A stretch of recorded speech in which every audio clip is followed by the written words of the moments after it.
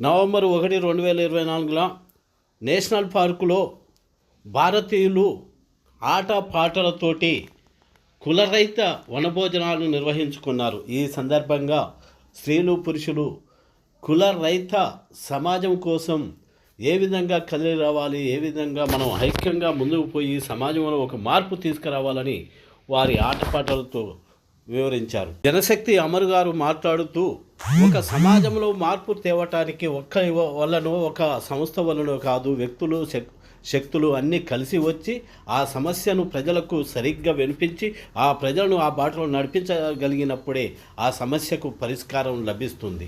ఆ సమస్య పరిష్కారంలో కొన్ని అంతర్గత కలహాలు ఉన్నా కూడా ముందుకు పోయి సమస్యను పరిష్కరించుకోవటానికి ఈ కుల నిర్మూలన సంఘం ముందుకు పోవాలని తను చెప్పడం జరిగింది. ఈ సందర్భంగా ఏమైపోతున్నది లోకం, ఎటు సాగిపోతున్నది లోకం, ఎటు సాగిపోతున్నది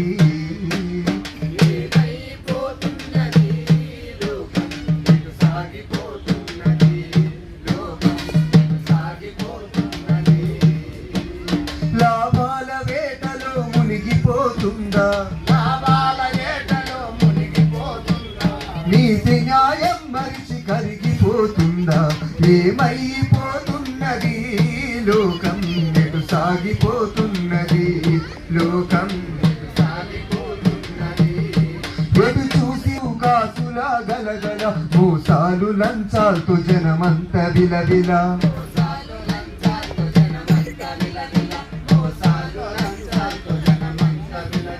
కపట మెరుగని పల్లె కరిగిపోతుందా, కాలగతిలో నగరమాగమవుతుందా, ఏమైపోతున్నది లోకం, ఎటు సాగిపోతున్నది లోకం, ఎటు సాగిపోతున్నది. రాగని రతిని పలికే భావాల పైన మూగబోయి కుమిలే రాగాల వీణ, మూగబోయి కుమిలే రాగాల వీణ, మూగబోయి కుమిలే రాగాల వీణ.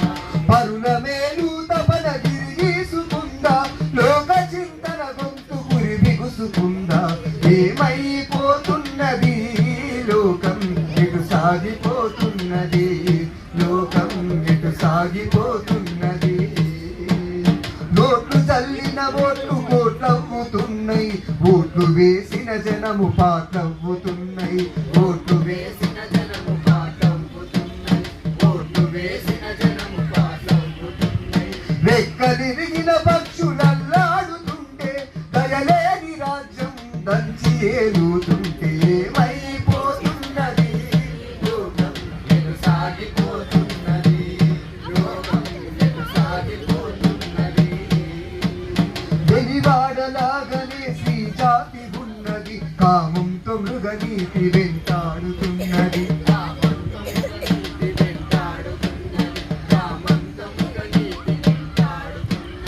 మానవ బంధాలు దుర్గమవుతుండగా, అంగడిల దేహాలు అమ్ముడవుతుండగా, ఏమైపోతున్నది లోకం, ఎటు సాగిపోతున్నది లోకం, ఎటు సాగిపోతున్నది.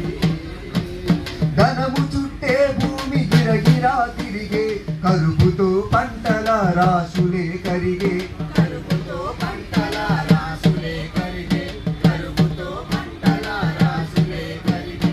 సిరుల వేటల ధరని వేడెక్కుతుంటే, మన చేతుతో మన కళ్ళు పోడుస్తుంటే, ఏమైపోతున్నది లోకం, ఎటు సాగిపోతున్నది లోకం, ఎటు సాగిపోతున్నది. అక్కరొచ్చిన ప్రేమ పొంగిపోతుంది, రెక్కలొచ్చిన పక్షి ఎగిరిపోతుంది, పక్షి ఎగిరిపోతుంది, రెక్కలొచ్చిన పక్షి ఎగిరిపోతుంది. చెలిమిలో బలిమిలో మానవ బంధాలు కొలిమిలో కాలుతూ పదునెక్కుతుండగా, ఏమైపోతున్నది లోకం, ఎటు సాగిపోతున్నది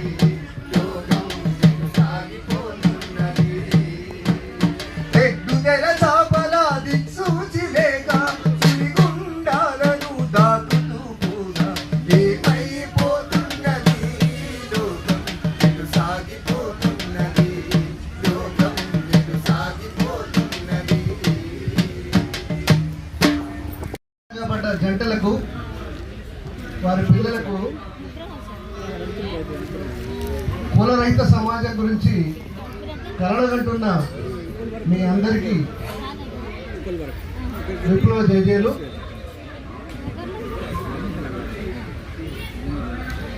అయితే భారతీయ సమాజం కేవలం కుల సమాజం మాత్రమే కాదు, ఇది కులవర్గ సమాజం. కుల నిర్మూలన కోసం పోరాడుతున్న ఆరాటపడుతున్న శక్తులంతా ఈ కుల నిర్మూలన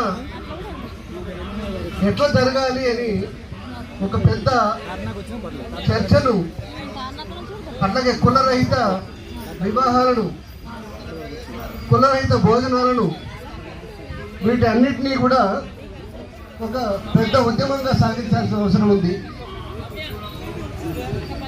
కులం ఎంత స్వతంత్రత కలిగిన వ్యవస్థను భారతీయ సమాజంలో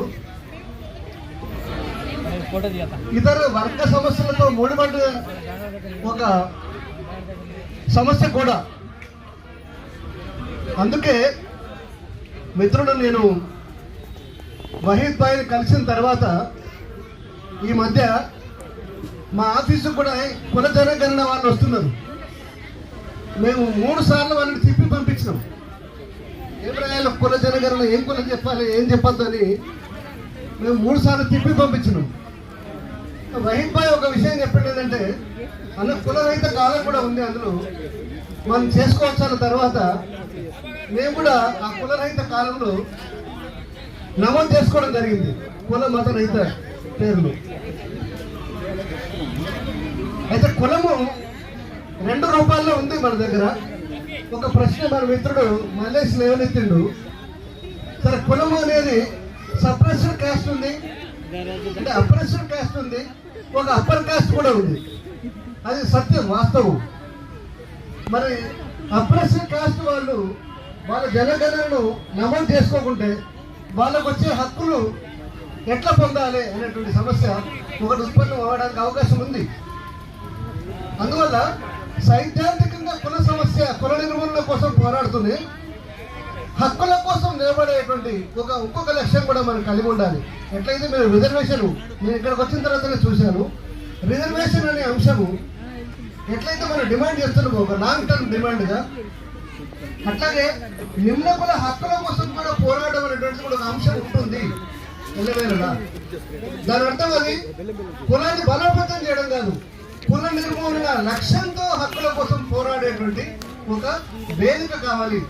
అందుకోసం హక్కుల సంఘాలతో, కులంతో ముడిపడ్డటువంటి వర్గ దోపిడీ వ్యతిరేక పోరాటంతో వీళ్ళందరితో ఈ కుల నిర్మూలన సంఘం మమేకం అయి సాగడానికి ప్రయత్నం చేయాలి. అలాంటి అడుగులు మనం పడాలనేదే నేను కోరుకుంటున్నాను.